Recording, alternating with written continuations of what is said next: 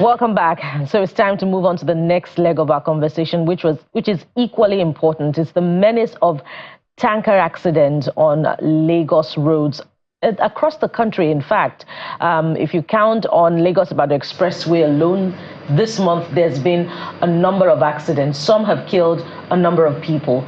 Talk about Jigawa that happened earlier in the month. About 147 people died and many more sustained varying degrees of injuries. So we have to rethink safety on our highways. What other ways can we deploy to transporting cargo from one destination to another?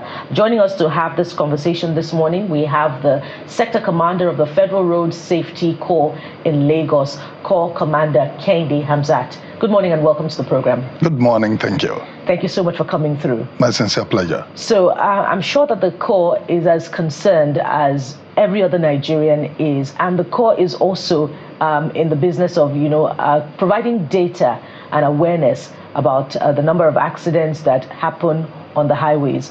As the Corps been taking inventory of the numbers and what measures are being deployed to ensure that these articulated vehicles are complying with safety standards as they travel the long distances, particularly on expressways?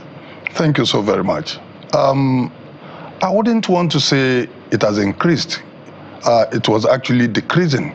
About 2-3 years ago, the rate at which tankers create problem or menace on our highways was serious, until we now deploy a particular method. What did we do?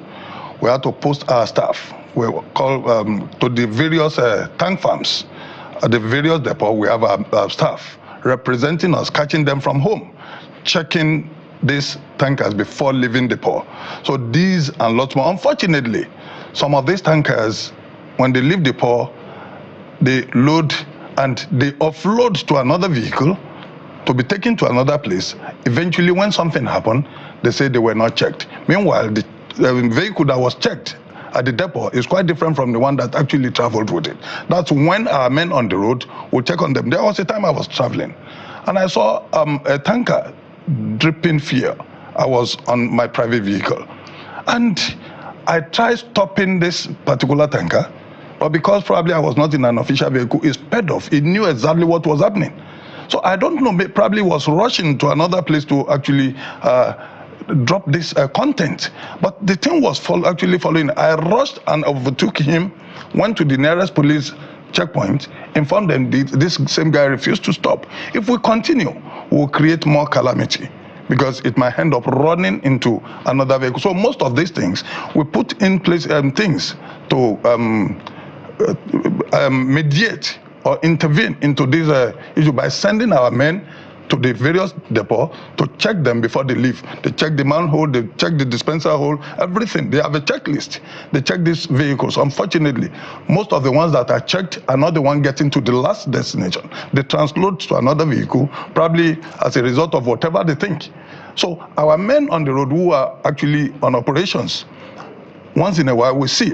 Safety is everybody's responsibility. There are times members of the public will even inform us that a particular vehicle is coming, which also anomaly, and we end up arresting them. And if they circumvent the system, it will be true because of what we see on the roads. Some of those articulated vehicles are not well keyed into the flatbeds, and you see some dangling. Some, when you're driving past them, you're weary and you want to quickly be away from them, far away from them as much as possible. And one wonders what happens to the tankers also carrying petrol as well. But I want you to speak to this. If indeed that is the approach that the Corps is deploying, do you have a challenge of capacity to reach as many of these tank farms as possible across the country, such that this standard procedure, this task force is ensuring the compliance and minimizing the rate of accidents on the roads? Sincerely, we have our men all over the depot representing us and checking these vehicles. Unfortunately, like I said, most of these acts were perpetrated in between. From the time they left the depot and the point of transit. So something somewhere had happened. And you can't continue to follow a tanker from the point of loading to the point of dispensing. So in between, probably they must have done something. If unfortunately, most of these things happen maybe in the night when our men are not on the road. It's like they monitor our movement, they monitor our activity before they do some of these things. And unfortunately, when it happens, many innocent individuals are always involved. Very unfortunate. Let's talk about consequence of bad behavior. That is why there is a law. The law is to track those that have this tendency for bad behavior. We always have them among us. So, two-pronged question. How much of technology is your service deploying to help this situation? Because you mentioned something critical. It looks like they found a way around it, despite the effort that is being made. What are you doing to check this new maneuver they've started with? Because if you are aware that they are doing this, then a measure has to be put in place to check them. Because at the core is a lives and property. Thank you. You see, we are not ghosts. We can't be everywhere. However, we just launched an application, FRSC Mobile App, where you and I can, of course, explore and give information to road safety officers. There are people at the back end monitoring this application. Like emergency services is one of those features on that application. We have a lot of features. If we get to discuss it, I will probably elaborate. So this application permits every individual who has opportunity to an Android or an iPhone to be able to say, let me go through this. And when there is anything suspected, you report it immediately. And you have opportunity of even uploading images, such that at the back end, it's a real-time thing. They call the nearest command, so thing is happening. Please attend to it. Commander, this is an important information. So just go straight to it. How can people get to use it? Because we're here to educate people. Oh, thank you. So as much as you can, just give a breakdown on of explainer. So what is the name of the app? How is it download? Can you download it from Play Store? And just walk us through it. Like every other application, FRSC Mobile App is downloadable on either the Google Play Store or Apple, whatever. Apple iOS. Yes. Now, on that application, we have the emergency services. If you click on the emergency, then it will prompt you, you can make emergency calls, either to the police, to road safety, to NEMA, and you can easily get that. Forgive me, sir. What is it called? FRSC. FRSC app. Yes. FRSC app. Yes. Is it mobile app? Mobile app. Okay, I can see it. Yes. If you download that app, you can get to know the black spots even before you get there, nationwide. So when a driver is driving you, for example, and you are approaching a black spot is an a crash-prone area. So when you are getting close to it, either you have it or the driver has it, it will prompt that you are approaching a black spot. So the app will prompt you? Yes, from your phone, it will prompt you. And when you are going on excessive speed, there is a speed monitor on the same app. It would tell you your speed is becoming excessive. Members in the vehicle will definitely let you know. Then we will have the MVI's activity, where you can check your vehicle documents. And of course, you can check your number plate, the viability of your number plate. Then you can report stolen vehicles on that same app, which means it has its own security features too. Now, apart from that, you have the driver's license application, where you can verify driver's license, where you can get capturing center nationwide, driver's license capturing center nationwide. You can as well get a driver's history on that same application. So it's an all. Does it have a special component for tanker drivers or articulated vehicles, where you can also report articulated vehicles who are driving at excessive speed, or who do not have the safety features that they require to drive on the road? Exactly what I'm saying. There is an emergency center on that same application. If you go through it, you can eyewitness report. It's one of the features there. There you can even report some of our men that are carrying out illicit activities. So you can report anything. So that's why we have, it's an all a user-friendly and all-encompassing application. For example, you can even listen to the National Traffic Radio on that same application, where you can get real-time information about road safety activities. Then you can get this vehicle affixed with speed limiting device. You know, speed thrills, but it kills. So with that application, you can get which vehicle is affixed with speed limiting device or not. So members of the public are actually advised. Then you have something they call the reminder. Probably your driver's license, your vehicle license is about expiring. You can set a reminder to remind you, okay, by next week, my papers will be expiring, like any other to-do list. So you can use it as that. Then you can have about our driving school standardization program, where you can check the names of certified driving school across the country, and you can verify the driving school certificate issued to you if it's valid or not. Okay. And lots more and lots more. Still on technology, is there a component on this mobile app or something that the Corps is thinking about such that it can enable the FRSC to fine erring companies of tanker drivers? Because the manual approach, to compliance is definitely not working. FRSC officials cannot be running after articulated vehicles that are not complying with safety. So is there anything in this technology or anything else that the Corps is considering that can enable the Corps to fine erring companies? Yes, we have the National Vehicle Identification Scheme. If you pick the registration number of a vehicle or even the chassis number, we have a desk officer imputing this data. It will give you the complete information of the owner of the vehicle, the phone number that you can communicate and get across to.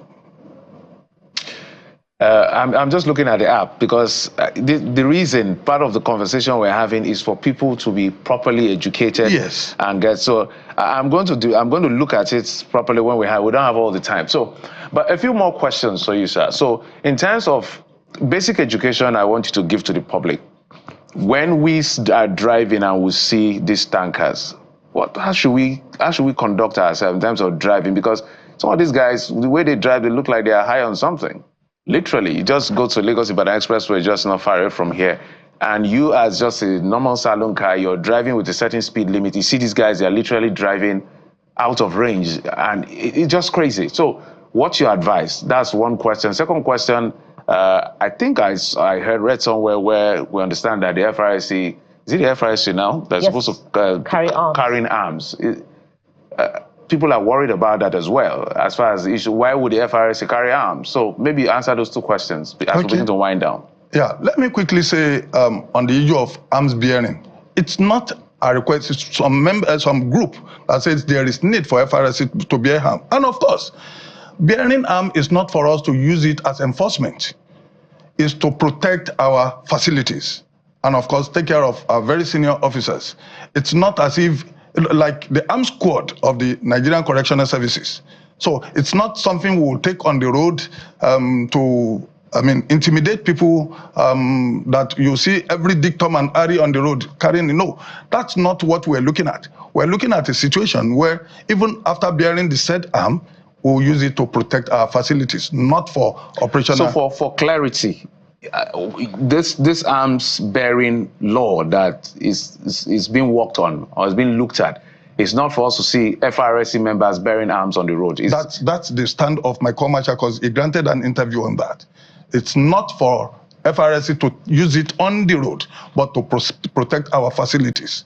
And of course, it's not for us to determine if we should bear the arm or not. It's completely a policy thing. If the government say bear arm, so be it. If they say don't, we've been working and we'll still continue you know to why work. Nigerians are hesitant about it? Because we've seen even the law enforcement who are meant to bear arms, we see the recklessness on that. And now giving FRSC, I know how sometimes we see your personnel being put in danger. So you can imagine some of those FRSC guys and some of them on the bonnet of vehicle trying to stop a car and all of that. You can imagine what will happen when they are provoked to that point, perhaps. Bukola? So when you say it's for you to protect your facilities, not for FRSC officials to bear arms, are you saying that it's only officials that will be resident at the offices of the Corps that will be bearing the arms, but FRC officials that we see on the highways will not bear arms. That is the position of my commercial. And that is what is contained in the bill that is being proposed. Well, the bill is talking of arm bearing, but the nitty-gritty is for the protection of our facilities. Oh, apparently we'll need to take a closer look at it. But speak to this very quickly. The NSCDC is also proposing a measure whereby they want to relocate articulated vehicles, particularly tankers carrying petrol, to safer areas. Is the NSCDC carrying along the sister agency like yours in this measure, and what will it look like? You see, we collaborate with other agencies. Even when we do special enforcement, we still invite these people to at least give us backup. Safety is everybody's responsibility, including the press. You see, I'm looking at a situation where we want to go on special operation and we will invite the press with their cameras. You know, people are always scared of the press. So when they come with their cameras, you see people actually abiding by the rules and regulations on the road. Don't let me forget your initial question of... yes, so we have 30 seconds, just maybe wind it. You see, when you're driving your vehicle, you are driving 5 vehicles. Your own vehicle, the one in front, by the right, by the left, and behind you. Okay. So when you see a crazy driver, of course, you consider every other driver as insane. You are the only sane driver, so you drive with caution. All right. Absolutely. Apparently, it's an ongoing conversation, and we hope that when we receive you next time on this set, we'll be talking about a further reduction in the number of tanker accidents on our roads. I'll be so glad. We thank you for your work in continuing to keep our highways safe. We've been speaking with the Sector Commander of the Federal Road Safety Corps in Lagos, Corps Commander Kehinde Hamzat. Thank you so much for your time, sir. My sincere pleasure. All right, it's tip-tap as we move on to the next leg of our conversation. This time around, we'll be looking at measures to protecting the intellectual property of filmmakers and other category of content providers. So stay with us, we'll be right back.